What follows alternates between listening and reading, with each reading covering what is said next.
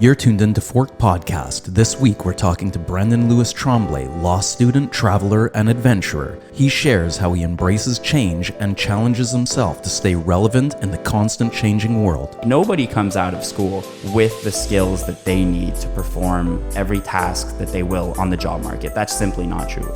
School does not have the capacity to prepare you perfectly well for any occupation. Hi, I'm Sean Chris Lewis. Welcome to Forked Podcast, and I'm sitting in here today with a guy who I might say I've known all of his life, and his name is Brandon Lewis Tremblay. How do I know him all his life? He's my nephew. Awesome guy. Brandon, welcome. Thanks, Sean. Thanks for having me. My pleasure, dude. Now, I really want to just start off by saying, what's going on these days? Every time I see you, I feel like I got to ask what's new, what's going on, because for you, there's always something new. You're always doing something, whether mountain climbing, skydiving, or going to law school. I mean, what's going on these days? Yeah, so quite a bit, really. I mean, I just finished my first year of law school. I was admitted to McGill Law last year, so that was a high point in my life for sure. Otherwise, I mean, I'm taking the summer off. I've been working obviously all these years, but I decided to take the summer off, and I started rock climbing. So, trying to pursue those mountaineering goals one little step at a time. And so, I've been spending a lot of time on the rocks. Yeah, as long as I've known you, you've been involved in some kind of sport or something. It's from a little kid playing soccer and hockey, and so this goes back a long way for you, right? Sports and activity. Of course. I mean, by the age of 3, I was on skates. So right then and there, that started very early. And I played competitive hockey for quite some time. As I grew older, obviously, you know, our interests change, our passions change. And yeah, over the past years, I've been involved in a lot of different sports of, you know, many mixed martial arts, powerlifting, rock climbing, skiing, cycling, I mean, you name it. Yeah, I really do feel like it. You name it, you've done it. But here's the other thing too, because sometimes we think that this guy is like absorbed in all these sports and stuff. From the youngest age, I can remember, actually, I was talking to my daughter the other day, Andrea, and we were kind of laughing. She said, remember that Christmas that Brandon, he was like only like 7 years old, and he'd always have a book under his arm? Like you were like a reader, like from a really young age. You were always carrying a book. Absolutely, Sean. I guess we must get it from the same spot because you like to read too, don't you? So that makes 2 of us. Yeah, you got the reading, and I somehow feel like you got the good looks from your uncle Sean too over here. I wouldn't say I'm on that level yet, no. But so tell me, how do you think all this is sort of played out for you? You know, you can't know for sure, but from a young age, reading multiple sports and do you think it kind of sounds like a little bit of like you're a generalist. You're a guy going after multiple things. Yeah, I think we could say that, and I think that these different passions all come together and form some form of a nexus, if you will, where you know, my curiosity for many different topics kind of plays into my athletics, and both disciplines end up complementing themselves and helping me go further in each, right? So, I mean, obviously, if you're an athlete and you're very interested in rock climbing, for example, you'll benefit a lot from wanting to go out there and learn more about your discipline without waiting for that information to come to you, right? I mean, you'll go online, you'll look for information. And so definitely, I would qualify myself as a generalist. I'm as much of a nerd as I am an athlete. Yeah. So yeah, I mean, and definitely I think they do play in together, and they complement each other, and that really helps me go further. Going and doing your own research on different sports, I think that is something that really liberated you, right? When you didn't have to always go and formally study things. I mean, rock climbing, did you take courses, or is it really something you're just self-educated in a lot of this stuff? Right. Well, so rock climbing is one of those sports where your life is on the line when you're outside. So maybe a course or two. Well, you'll laugh because this is the funny part, right? Is that so basically at our rock climbing gym, there's 2 different types of rope climbing that you can do. There's lead climbing and there's top roping. Top roping is generally safer, a lot easier to learn. lead climbing is something that's perhaps a little more risky, a little more dangerous. We won't go into the details, but it's funny because I needed to pass a test to be allowed to lead belay people at my gym.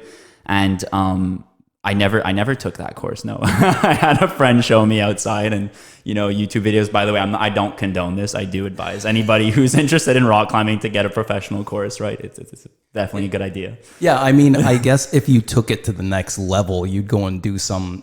Wait, do you need some sort of certification to go in? I mean, there's lineups apparently to climb Mount Everest right now, right? Yeah, and I doubt they're all certified climbers. Right. Well, I mean, this is the thing, right? So, I mean, those alpinists have the funds to hire professional guides. But if you're going out in, let's say, Quebec, in rural Quebec, and doing it on your own, then you're going out with some friends. So you need to make sure that you can trust those people that you're out there with, and trust yourself as well, because again, right, your life is on the line. So, as much as learning a lot yourself is great and it'll help you stay safe, definitely, I think, having a course is probably the way to go.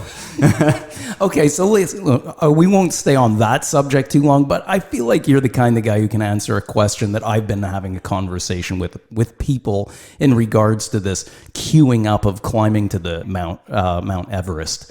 Okay, a guy pays somebody to take them up the mountain, passes out from frostbite, is dying on the side of the path, and they've been pretty much passed by multiple people who don't stop to help. What's with that, dude? Who does that? Would you do that? Like, would you? Sorry, I gotta get to this. I paid a lot of money to get to the summit of this mountain, and that's what they did too. So maybe it's easy to pass them by. You knew the risks, you paid the money. Maybe you do the same to me. Yeah, I don't think I'd do the same to you, Sean. I'd definitely save you, right? But I think there's a two-pronged problem with the whole Everest thing here, is that you have people who are mountaineering, but they're mountaineering for the wrong reasons. I think that's a recurring theme in the 21st century, isn't it? I mean, you have a lot of people doing a lot of things for the very wrong reasons. So Everest is the highest mountain on Earth, and if you have $80,000, you can hire a Sherpa, get your oxygen, get all your equipment, and you'll have that person bring you to the summit, right? So I mean, follow the regime and go to the top. These are people who've not necessarily climbed or mountaineered ever in their lives, right? Yeah. And so I think that the issue here really is you have people queuing to take a picture at the top of the highest mountain on Earth, maybe for bragging rights, maybe because it's just the ultimate selfie, dude. Like, right? You got like isn't it dying guy in the snow behind you. You're like cracking out the photos here. I had to step over 4 bodies on my way to the top. Yeah, it's pretty bizarre, man. It is a bit strange. Things are bringing the worst out of people. But we're not going to get negative because there's a lot of great stuff happening. But speaking of that, you're in law.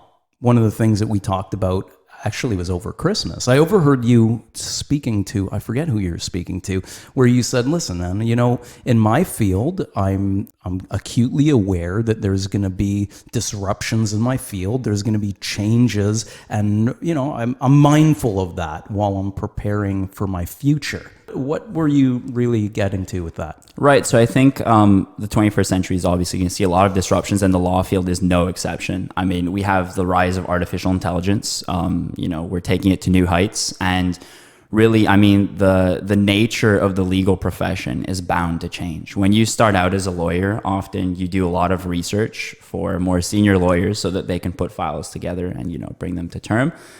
Legal research in and out of itself is something that a lot of AI specialists think that they would be able to construct robots to do. So then what happens to the people who were traditionally conducting legal research? That question goes unanswered. A lot of us think that it's going to change the nature of the work, where you're going to be able to spend time on more value added things, right? Such as putting files together rather than, digging through statutes and jurisprudence to find what you're looking for. So I mean, ultimately, the nature of the profession is going to change, and I think that now more than ever, that essentially means that as future professionals, you need to make sure that you have a very diverse skill set and an ability to adapt to whatever change is coming our way, because the change is by nature uncertain. So you really need to be able to adapt to that change and have a very broad skill set so that you can continue to be valuable in the legal field, really. Wow. Yeah, well put, man. from your background as being in multiple sports, always reading and reading different things, that's one thing about you. I know I could sit here and talk to you about World War II. I can talk to you about politics. I can talk to you about sports, and you're a very well-rounded person with your knowledge. So do you think that that's enabling you by not being so specifically focused? Do you think that's what's enabling you to not see disruptions in your field as a problem as much as it's just something life throws at you? Yeah, absolutely. So I am actually looking forward to the disruptions in the law field, because I myself am not looking forward to doing hours and hours of legal research if I can avoid it, right? I mean, if there's a computer to do that and I can do something which is more challenging, more fun, more stimulating, then why not? There's nothing that I see as an issue there. But then why would a generalist benefit from, this change in AI? Well, I mean, it makes you very capable. Essentially, it provides you with the skills which are more human than what we're traditionally used to. So I think throughout the 19th and the 20th century, we saw a rise in valuing skills within humans, which made us similar to computers in a way, right? So, I mean, if you have an accountant, as an example, who becomes extremely mechanical, right? He knows the tax code like the back of his hand. He knows everything there is to know. I mean, long term, this person might get replaced with tax software, because all you have to do is enter numbers into software, and it's gonna plug out the result, right? So these traditional skills, which are akin to a human mind being sort of computerized, right? Another example would be the world's best chess player. I mean, the 20th century saw the world's best chess player get beat by a computer. So is being good at chess still a marketable skill? Well, in and out of itself, it's not, right? There's something about the world's best chess player today, Magnus Carlsen, which is very different from your traditional chess player. I mean, he's good looking and he's charismatic, and I think that good looking is really important. It's definitely part of his success. Because I gotta say that, because I didn't know who Magnus Carlsen. Who that? Yeah, Magnus Carlsen. Yeah. How do you know that? I like chess. But all that to say, right, that these more human skills is really what's going to set you apart from the competition. I mean, when you're going to be bidding for clients someday, and computers are going to be a big part of your business, then your ability to attract and retain clients is something which is going to be extremely important, as an example.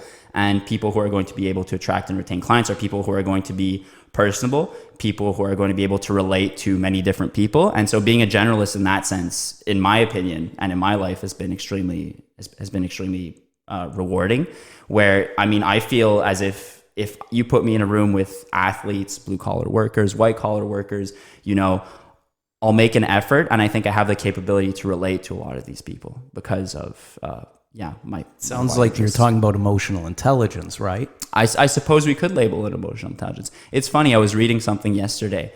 In Canada especially, emotional intelligence is one of the most important characteristics in a leader, and you would think that it's that across the world, but it's not. Germany, Eastern Europe in general, leaders are more highly regarded when they are more logical, cold, mechanical, whereas in Canada and some parts of Western Europe, they definitely favor, Scandinavia, for example, they definitely favor people with higher emotional intelligence. Yeah. Interesting. Yeah.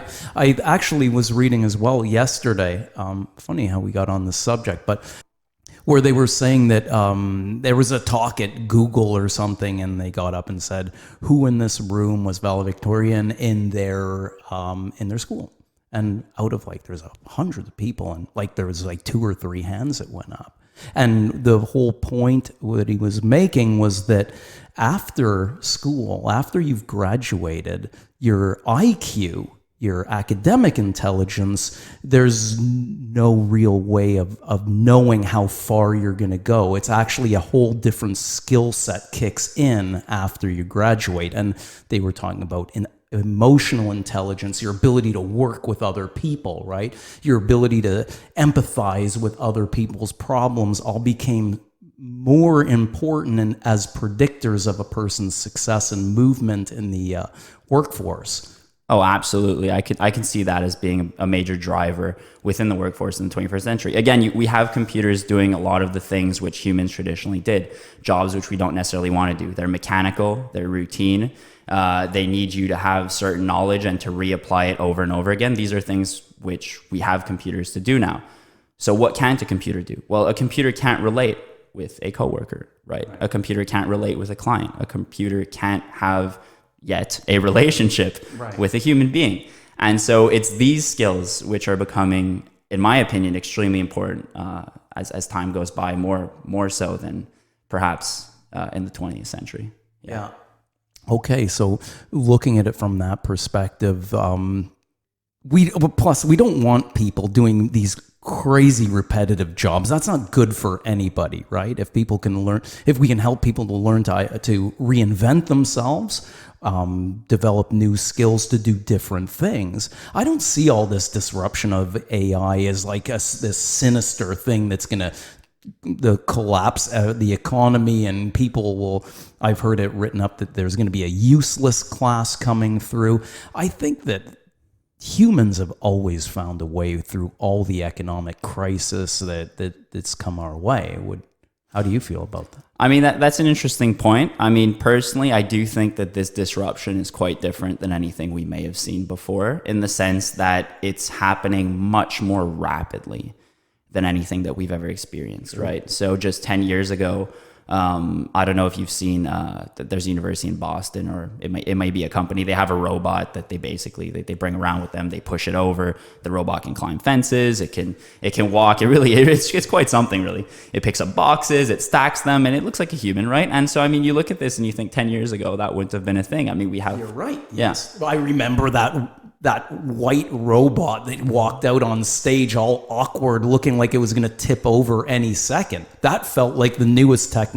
I don't think it was even 10 years ago. Exactly. So, I mean, things are moving very fast, automated cars. And I mean, the second that all of these changes start coming into practice, where, we start using them wide scale within our businesses, I think that we might see a big disruption in the labor force. And that's why it's so important to be a generalist, again, because if you have a broad skill set, you will be able to change fields, and you will be able to find alternative work, perhaps, or carve your own niche. If you're self-employed, you'll find a place.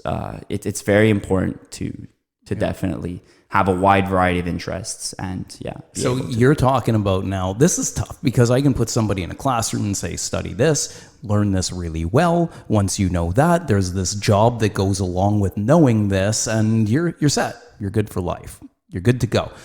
But that's not what's happening. We're talking about now, like teaching people to have a personality, right? Teaching people to work with white collar workers, blue collar workers, athletes, be able to have a conversation with many people. So hold on a second. Is this something that just happened for you by accident, or is this intentional? Do you set out to develop yourself in a way to be able to be in multiple situations and perform well in those? You need to be open to learning new things. You need to be ready to take on new challenges. It's not because you weren't taught something in school that you can't be able to learn on your own, right? I mean, I think the ability to self-learn is something which is going to be tremendously important. If you start a new job and it demands Microsoft Excel, and in your interview you say you don't know how to use Excel, which might very well be true, the chances are you're not going to get that job, right? Yeah. Whereas if you maybe tell your future employer, that you do have some knowledge of Excel, and then go home and learn how to use Microsoft Excel on your own, which is something that you're going to need to do at some point anyways. That's a massive advantage. Nobody comes out of school with the skills that they need to perform every task that they will on the job market. That's simply not true. School does not have the capacity to prepare you perfectly well for any occupation, right? So the ability to learn on your own, and to have an open mind, and to go out there and expand your knowledge and your skill base is just, it's tremendous. It's a tremendous advantage. Now, is this being discussed in the classroom? You're at a very good university. You're at McGill University. So I would assume that this is... conversation. At McGill, for our part, I think it is a conversation that's happening, especially between the students. So something which is very important at McGill, something which they prioritize in their enrollment, in their application process, is student involvement. They want to make sure that people who are going to come to McGill are going to get involved. And so while professors are also joining in on the conversation, students are very well aware of the challenges that this may face in the 21st century, that they may face in the 21st century. So, I mean, we do have a lot of talks.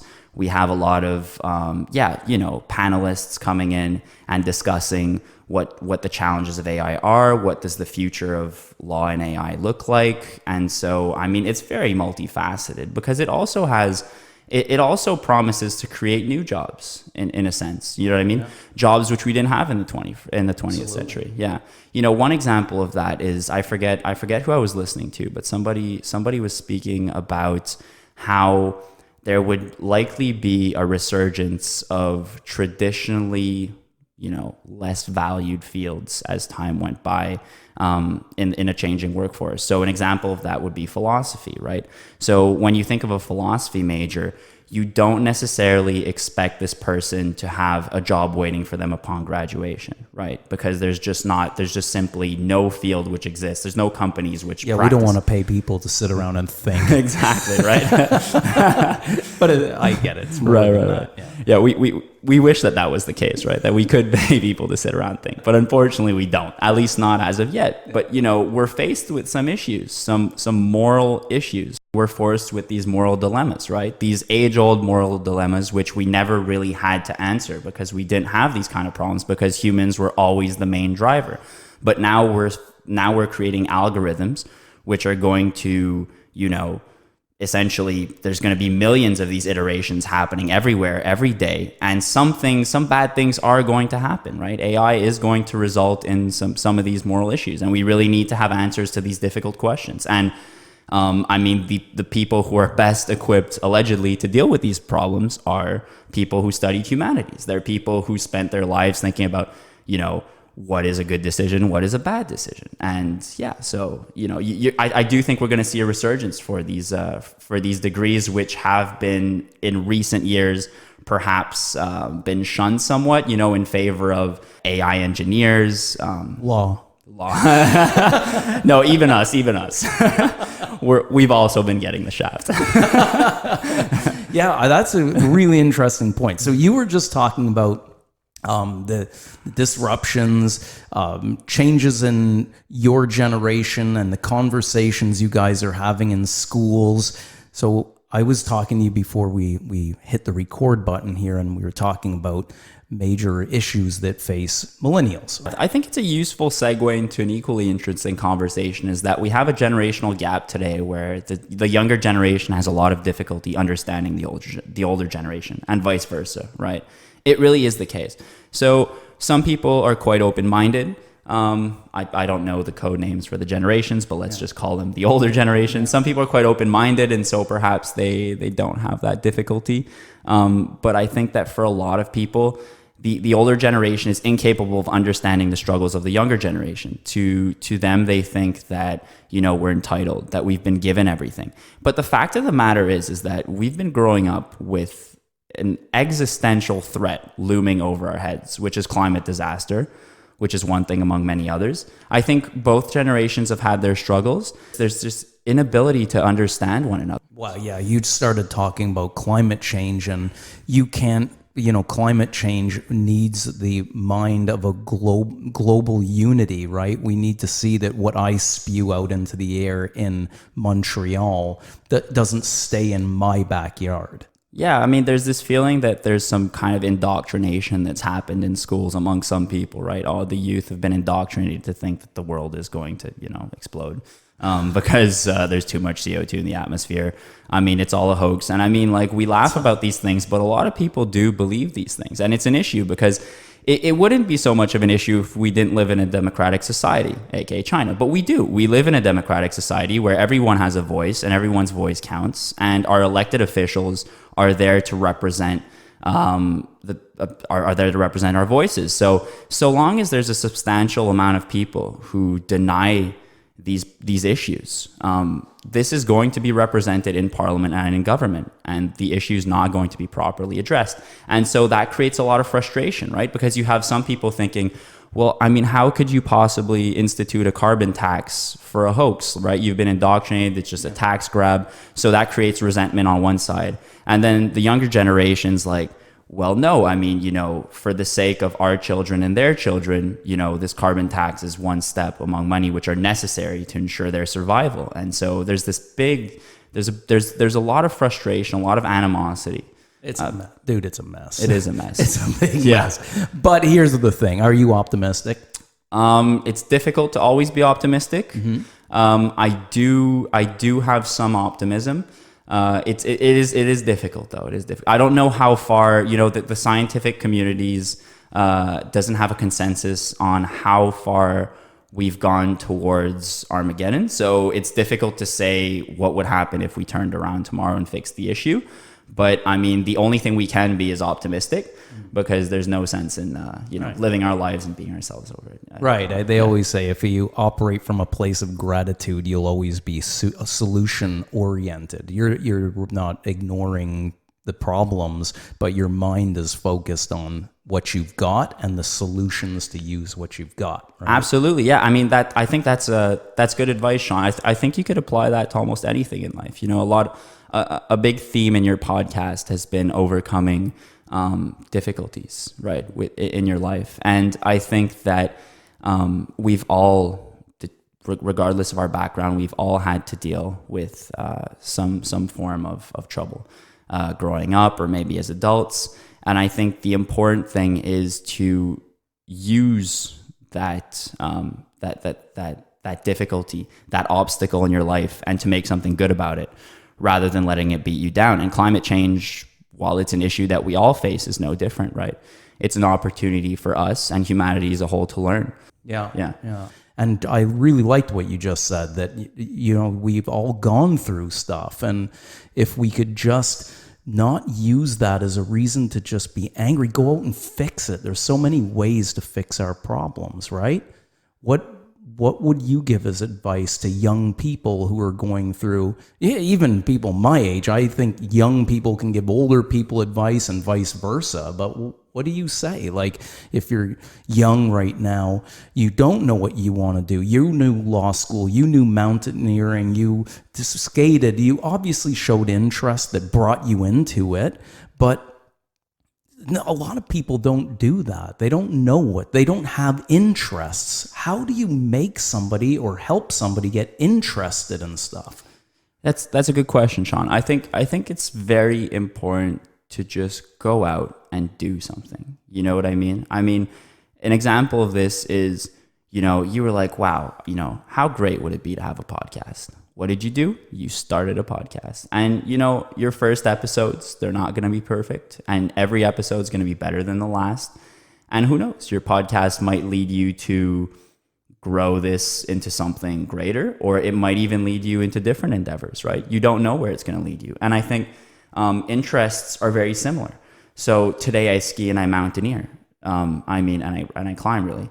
But I mean, I didn't one day wake up and say, I would like to start rock climbing. It all starts somewhere. So, I mean, my interest for rock climbing came from a road trip. Last summer, I road tripped out to California, and I visited a lot of the national parks on the way.